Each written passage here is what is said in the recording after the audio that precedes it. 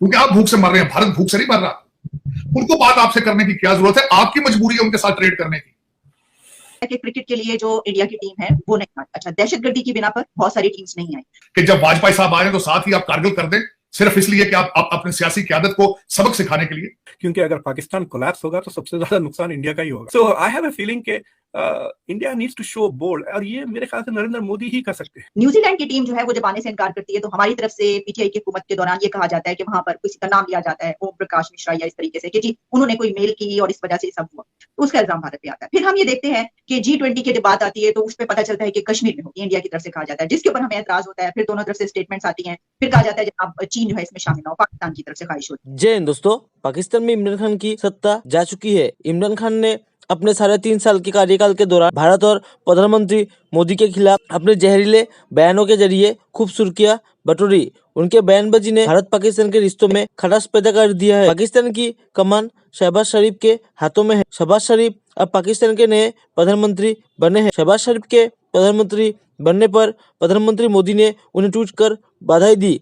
ऐसे में अब इस बात की चर्चा शुरू हो गई है कि शहबाज शरीफ की सत्ता में वापसी से भारत पाकिस्तान के रिश्तों में सुधार हो सकता है, लेकिन ऐसा भी नहीं हुआ। फिर गंदम भेजने का मामला आता है कि अफगानिस्तान गंदम भेजनी है तो दोनों कंट्रीज में उस पर भी फटा पड़ता है, मसला आता है। पाकिस्तान कहता है कि नहीं, लेकिन उसके बाद हमने देखा कुछ दिन के बाद फिर शहबाज शरीफ साहब को मुबारकबाद दी जाती है पीएम मोदी की तरफ से, और जो प्राइम मिनिस्टर शहबाज शरीफ है उसका शुक्रिया अदा करते हैं। उसके बाद फिर जौहर टाउन वाला वाकया होता है, फिर उसका इल्जाम जो है वो उसके दूसरी तरफ डाला जाता है। इसके साथ साथ आप एक वक्त ऐसा भी आया कि हमने देखा कि कहा गया कि जो इंडिया के पीएम है वो पाकिस्तान आने लगे, बस चंद ही दिन के अंदर आ जाएंगे, लेकिन ऐसा नहीं।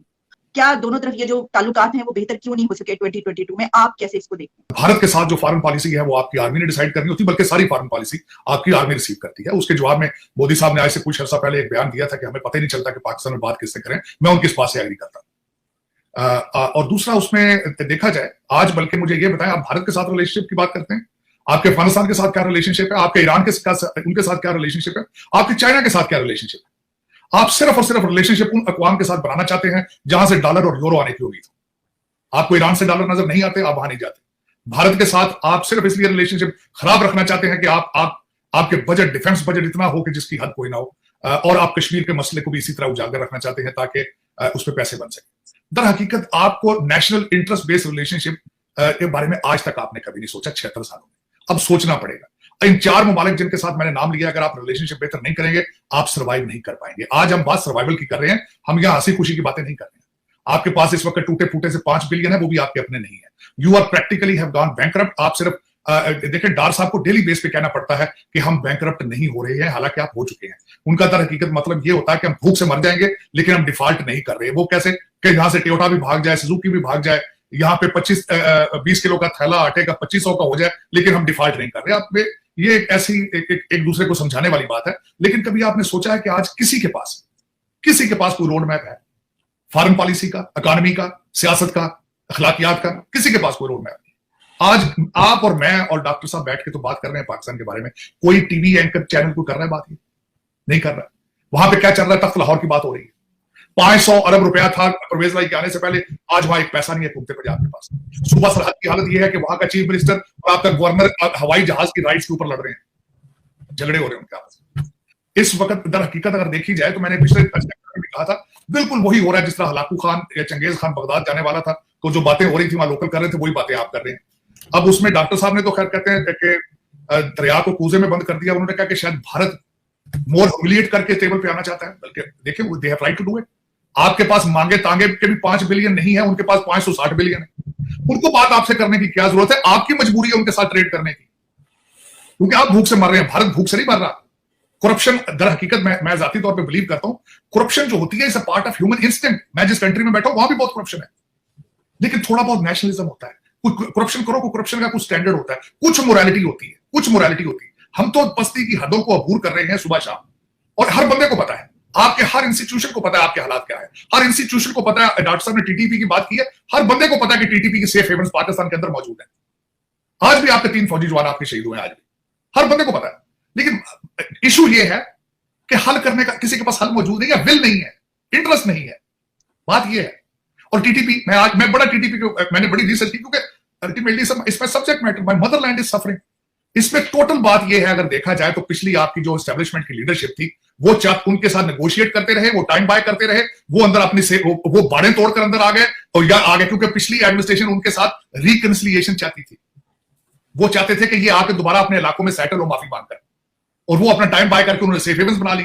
लेकिन मुसीबत इस बात की है, मैं समझता हूं, जो बैड लक इन पाकिस्तान, रवाज ये है कि जब रिटायर हो जाते हैं तब गलती तस्लीम करते हैं, जब पावर में होते हैं उस वक्त गलती को तस्लीम नहीं करते। अब सामने आ रही है मेरी जो इन्फॉर्मेशन है, वो भी तो अल्टीमेटली पाकिस्तान से लेते हो, तो आपके क्या ख्याल, आपके इदारों को नहीं पता है कि टीटीपी क्या कर रही है वहां आपके पास? मेरी नजर में पाकिस्तान के अंदर आईएसआई की मर्जी के बगैर चिड़िया पर नहीं मार सकती। लेकिन यह मसला यह है कि शायद उनके पास भी बिल नहीं है, शायद वो भी नहीं, उनकी तवज्जो भी सिर्फ टेपों पर चल रही है, ऑडियो वीडियो टेप्स पे, उनका फोकस भी वही है, नेशनलिज्म नहीं है। लेकिन इस वक्त मैं मजे जो मैं जिस बात पे आना चाहता था, अपॉर्चुनिटीज बहुत नहीं, और विंडोज कभी बंद नहीं होती। अगर सोचा जाए, डिप्लोमेसी की विंडोज आज खुली होती है। आप 2022 की कहते हैं, मैं कहता हूं आज भी विंडो खुली है, if somebody has will to do it. Diplomacy का मतलब ये होता है, give something, take something and fix the issue. That's what called the diplomacy, that is what is called the foreign policy. आज आपके पास you don't have any choice except fixing relationship with India. Bharat के साथ relationship आज आपकी मजबूरी है, ये हर दीवार के ऊपर लिखा हुआ है। अगर आप पढ़ना नहीं चाहते तो ये आपका कसूर है, अगर आप पाकिस्तान को फिक्स नहीं करना चाहते तो आपका कसूर है, ये भारत का कसूर नहीं है। लेकिन आज आपकी मजबूरी है कि you have to fix the relationship with Bharat, India और चाइना और अफगानिस्तान और ईरान, चारों मुल्कों के साथ। अगर आप ये नहीं करेंगे, you can not move forward, period. और उसमें मैं ये कहना चाह रहा था कि अगर देखा जाए तो मैं माजी को मैं समझता हूं कि we have to move forward with it. माजी के अंदर इस वक्त भी आप देखें, आपके यूट्यूब के ऊपर एयर मार्शल असगर खान की स्टेटमेंट मौजूद है यूट्यूब के ऊपर, कि हर जंग हमने शुरू की थी और हर जंग हमारे हैं। अगर आपका माजी ऐसे हो कि जब वाजपेयी साहब आए तो साथ ही आप कारगिल कर दें, सिर्फ इसलिए कि आप अपने सियासी क़यादत को सबक सिखाने के लिए, जरा देखें आप कभी। क्योंकि अगर पाकिस्तान कोलैप्स होगा तो सबसे ज्यादा नुकसान इंडिया का ही होगा। रेफ्यूजीज, इमेजिन 25 मिलियन रेफ्यूजीज अगर पैदा हो गए, इधर आ गए, तो क्या रोकेंगे बॉर्डर पे? उनको गोलियां मारेंगे? नहीं ना। So there are lots of problems for India if Pakistan is not ticking along in some way. मतलब they have to have a paradigm shift, या तो पाकिस्तान में पैराडाइम शिफ्ट हो या इंडिया में पैराडाइम शिफ्ट हो, वरना they are moving towards a slow collision.